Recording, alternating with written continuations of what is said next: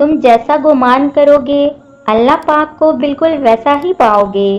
سکون کی غرض سے اسے ڈھونڈنے نکلو گے تو اسے السلام پاؤ گے۔ جب گناہوں میں لپٹ کر ہار جاؤ گے تب اسے الغفار پاؤ گے۔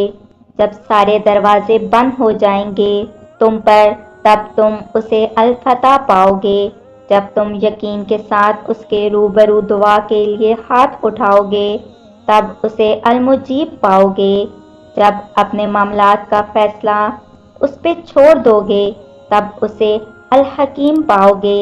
جب کام کہیں سے نہ بن پائے گا تب تم اسے الوکیل پاؤ گے۔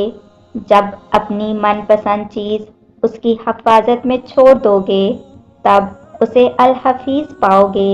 جب بے بسی کی انتہا تمہیں سجدے میں گرا دے گی تب تم اسے القادر پاؤ گے۔ جب دنیا کی ساری محبتیں تمہیں رد کر دیں گی تب تم اسے الودود پاؤ گے۔